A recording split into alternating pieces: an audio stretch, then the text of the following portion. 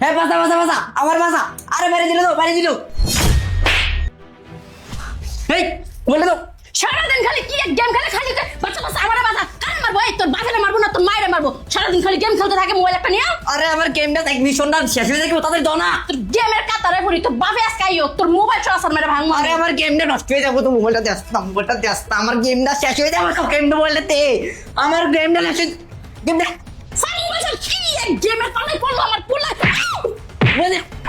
আমি মোবাইল দিয়ে কইতাছি মোবাইল দে সারান দেখো শয়তানের বাচ্চা তুই আজকে তো কোনো মোবাইল পাবি না ফাজিল কোথাকার মোবাইল একটা নিয়ে কি ফাইল কাম শুরু করছে মা মোবাইলটা দে নাকি তোরে মারা গেলাম আমার গেমটা নষ্ট হইতাছে। তুই আমার মারবি সাহস আছে তোর মারার মোবাইল দে তোর এত বড় সাহস তুই আমার মারলি আজকে তোর বাপাইও শয়তানের করে শয়তানের বাচ্চা তোর বাপে আজকে তোর বাপের কাছে বিচার দিমু তোর মোবাইল বলে ভেঙে ফেলমু মোবাইলটা দিয়া যা মোবাইলটা দিয়া যাবে তো ঠিক হবে না মোবাইলটা দিয়ে যাই এর আমার গেমটা শেষ রে আমার 90 লেভেল আইডিটা শেষ হয়ে গেল রে আমার মেয়ে গেম রে মোবাইলটা দে আমি কিতা করি আমার বাবা তো মাথা মতো আমি কিতা করি আমার ওই মোবাইল দে কি ব্যাপার এত জরুরি ফোন দিয়ে আসতে বললাম আমার কাজ কাম রেখে চলে আসতে হলো। সামনে তোমার পোলার পরীক্ষা তোমার পোলা পড়তে বসে না কি লেখাপড়া কিছু করে না স্কুলে যায় না সারাদিন মোবাইল একটা ভিতর ঢুকে গেমস খেলতে থাকে তোমারে বারবার বলছিলাম ছেলেরা মোবাইল কিনা দিও না কিন্তু না তুমি আমার কথা শোনো নাই তুমি ছেলেরা মোবাইল কিনা দিছো তোমার ছেলে সারাদিন মোবাইল একটা নিয়ে গেম খেলতে থাকে পড়ালেখা তো কিছুই নাই আজকে কি হয়েছে জানো তোমার ছেলে মোবাইলে গেম খেলতেছিল তখন যে আমি ওর হাত থেকে মোবাইলটা নিয়ে নিছি ও আমার সাথে বাজে ব্যাপার করছে তো করছে তাছাড়া আমার গায়ে পর্যন্ত হাত তুলছে কি বললা ওর এত বড় সাহস ও তোমার গায়ে হাত তুলছে? শুধু গায়ে হাত তুলে নাই ও আমার ধাক্কা দিয়ে পর্যন্ত ফালাই দিছে কি বলতেছো ও এত বড় বেয়াদব হয়ে গেছে? ও শুধু বিয়াদব হয়ে নাই ও আমার মনে হয় কি জানো তোমার ছেলে পাগল হয়ে গেছে 2 দিন পর ওরে পাবনায় পাঠাইতে হইব সাইকো হয়ে গেছে ঠিক আছে ও আজকে বাসায় আসো ওর ব্যবস্থা আমি করতেছি। কি করবো একটা মাত্র পোলা সবসময় খালি কইতো বাবা একটা ফোন কিনে দাও একটা ফোন কিনে দাও এই কারণে ওরা ফোন কিনে দিছি। আমি কি জানতাম যে ফোন কিনে দিলে এরকম নষ্ট হয়ে যাবো পড়ালেখা বাদ দিয়ে দেবো সারাদিন গেমস করবো তোমার গায়ে হাত তুলবো এরকম বেয়াদব হয়ে যাবো আমি কি বুঝতে পারছি? আমার পুলারা এমন ছিল না আমার পুলারা কত ভালো ছিল আমার কলেজের টুকরা ছিল আমি যা বলতাম তাই শুনতো আমার পুলারা তুমি খারাপ করছো এখন কি এক মোবাইল পাইছে খালি গেম খেলতে থাকে খালি সামনে যা ডানে যা বামে যা মরলো বাঁচলো এখন আমার গালে পর্যন্ত থাপ্পড় মারলো যদি সমাজের মানুষ এগুলা জানতে পারে হায় আল্লাহ আমি কি সমাজে মুখ দেখাইতে পারবো তুমি মানুষ আমার পুলারা খারাপ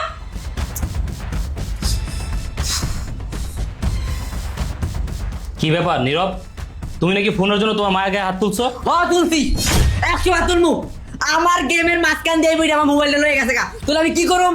এই কথা ভালোভাবে বলো তোমার ফোন কিনে দিচ্ছি কেন?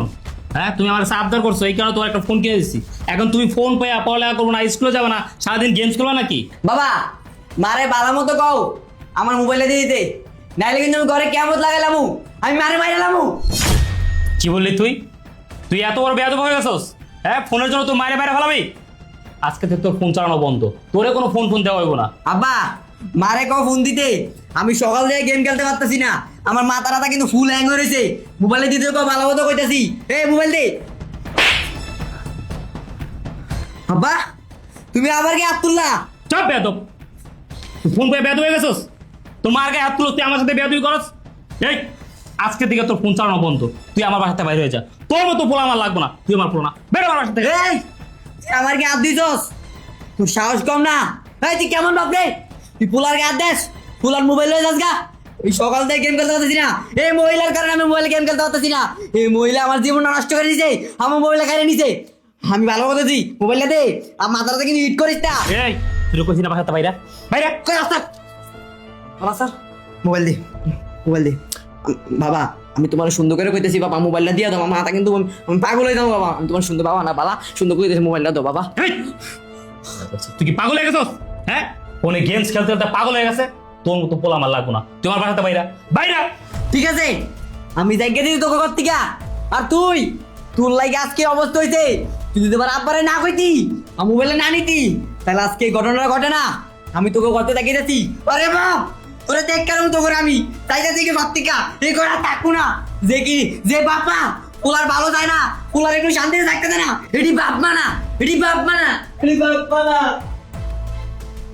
দেখছো আমার পুলারা কেমন পাগলের মতো করতেছে তোমার এই কারণে বারবার কইছিলাম আমার পুলারের মোবাইল কিনা দিও না না তুমি আমার পুলারের মোবাইল কিনা দিয়েছো আমার পুলারের তুমি পাগল বানাই দিলা আমার পুলাই কেমন আছে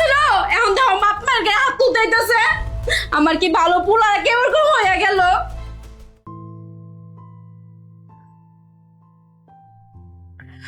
ছেলেটা বাসায় নাই, রাত্রে আমার ঘুমাইতেছে না, কই যে গেল আমার পোলারা আল্লাহ মাহবুব জানে। কই খাইতেছে, কই ঘুমাইতেছে তো রাইতে।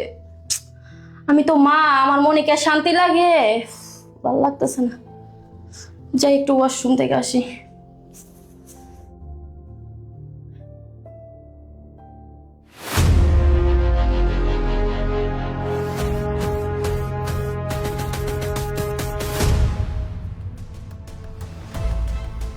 বাবা, তুই আমার উপর অনেক অত্যাচার করছস। আমারে মোবাইল দেস নাই, আমারে গেম খেলতে দেস নাই, আমারে তুই খালি মারছস, মাও মারছে, তুইও মারছস, আমারে ঘর থেকে পর্যন্ত বাইর করে দিছস। তোর উপর আমার অনেক রাগ বাবা, তুই আমারে মাফ করে দিস। সরি।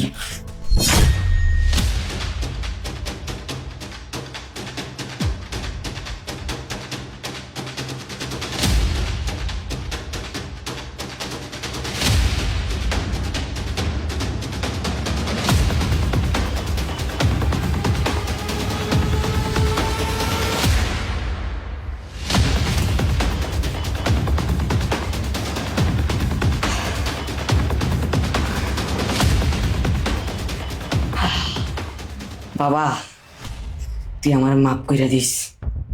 আসলে তোর আমি মারতাম চাই নাই, কিন্তু তুই আমার ইমোশন আঘাত দিছস, আমার তুই গেম খেলতে দেস নাই। আজকে থেকে আমার আর কেউ বাধা দিব না। তুই আমার মাফ করে দিস, তুই আমার মাফ করে দিস। এবারে তাতেই কর, তোর মা আমার আগে তাতেই বেরোনো পৌঁছ। চল চল চল চল।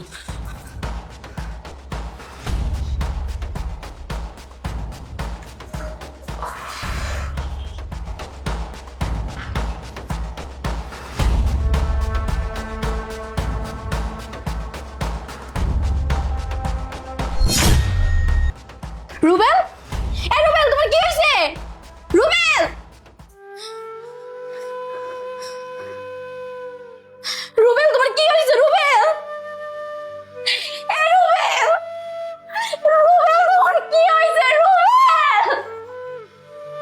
ম্যাডাম, আপনি বলছেন আপনি আর আপনার স্বামী দুজনই একসাথে রাতের বেলায় ঘুমিয়েছেন, তারপর হঠাৎ বিষয়টা আমি বুঝতে পারছি না। রুমের মধ্যে তো আপনারা দুজনই ছিলেন, তাই না? হ্যাঁ স্যার, রুমে আমরা দুজন ছিলাম, কিন্তু রাত 2টা বাজে আমার ঘুম ভেঙে যায়। তখন আমি ওটা ওয়াশরুমে যাই, আর ওয়াশরুম থেকে বের হয়ে এসে দেখি আমার হাজবেন্ড আর নেই এই পৃথিবীতে। স্যার, আমি এর থেকে বেশি আর কিছুই বলতে পারবো না। বিষয়টা কেমন অবাক করার না? রুমের ভিতরে আপনি আর আপনার হাজবেন্ড ছাড়া কেউই ছিল না, হঠাৎই মানুষটা, বিষয়টা কেমন জানি আমার কাছে অদ্ভুত লাগছে। আচ্ছা ম্যাডাম, আপনি একটা কথা বলুন তো, আপনাদের দাম্পত্য জীবন কেমন ছিল? আচ্ছা ম্যাম, আপনি কি আমাকে সন্দেহ করছেন? না না, সন্দেহ না, আমি বোঝাতে চাচ্ছি আপনাদের মধ্যে কি পারিবারিক কোনো ঝগড়া বিবাদ ছিল কিনা। দেখেন ম্যাম, আমাদের পারিবারিকভাবে বিয়ে হয়েছে। আমার হাজবেন্ড আমাকে খুব ভালোবাসতো, সে আমাকে এক কথায় চোখে হারাতো, আমিও তাকে খুব ভালোবাসতাম। আমাদের 16 বছরের সংসার জীবন, কখনো আমাদের মধ্যে কোনো ঝামেলা হয়নি, অনেক সুখে ছিলাম আমরা। আচ্ছা আচ্ছা, তার মানে আপনি বলতে চাচ্ছেন আপনার আপনার হাজবেন্ডের মধ্যে কোনো সমস্যা ছিল না। তাহলে এত রাতের বেলা একটা মানুষকে কেই বা মানলো? আচ্ছা, একটা কথা বলুন তো, আপনাদের কি কোনো শত্রু আছে ঘরে কিংবা বাইরে? শত্রু? না স্যার, আমাদের কোনো শত্রু নেই। আমার হাজবেন্ড অনেক ভালো একজন মানুষ, তার সাথে কখনো কারো ঝগড়া হয়নি। তাছাড়া আমাদের শত্রু আসবে বা কোথা থেকে বলেন? আচ্ছা, তার মানে আপনি বলছেন আপনাদের কোনো শত্রু ছিল না, তাহলে আপনার হাজবেন্ডকে মারলোটা কে? ম্যাম, সেটা তো আমিও জানি না যে আমার হাজবেন্ডকে কে মেরেছে। আচ্ছা, একটা কথা বলুন তো, আপনাদের পরিবারে মানুষ কতজন? আমি, আমার হাজবেন্ড আর আমার বাচ্চা। কি, আপনার ছেলে? কিন্তু আপনি আপনার ছেলের কথা তো এর আগে আমাদেরকে বলেননি। আচ্ছা, একটা কথা বলুন তো, আপনার ছেলের বয়স কত? স্যার, আমার ছেলের বয়স 14 বছর। আচ্ছা, আপনার ছেলে এখন কোথায়? স্যার, আমার স্বামী আমার ছেলেকে শখ করে একটা ফোন কিনে দিয়েছে। আমার ছেলে সেই ফোন পেয়ে গেমের প্রতি এতই আসক্ত হয়েছে স্যার, পড়ালেখা সবকিছু বাদ দিয়ে দিয়েছে। 2 দিন পর স্যার তার পরীক্ষা, তাই আমি আমার ছেলের হাত থেকে ফোনটা যখন নিয়ে নিই, আমার ছেলে স্যার লজ্জার কথা কি বলবো, সে আমার গায়ে হাত তুলে। তারপর আমি যখন তার বাবাকে কমপ্লেন করি তখন তার বাবা এসে তাকে শাসন করে। এক পর্যায়ে স্যার আমার স্বামী আমার ছেলেকে থাপ্পড় মারে, আর আমার ছেলে এতে অনেক বাজে বাজে কথা বলে তার বাবাকে। তখন আমার স্বামী রেগে যে তাকে ঘর থেকে বের করে দেয়। স্যার এখন আমার ছেলে কোথায় আছে আমি জানি না। আচ্ছা স্যার, আমার স্বামীর মৃত্যুর সাথে আমার ছেলের কি সম্পর্ক?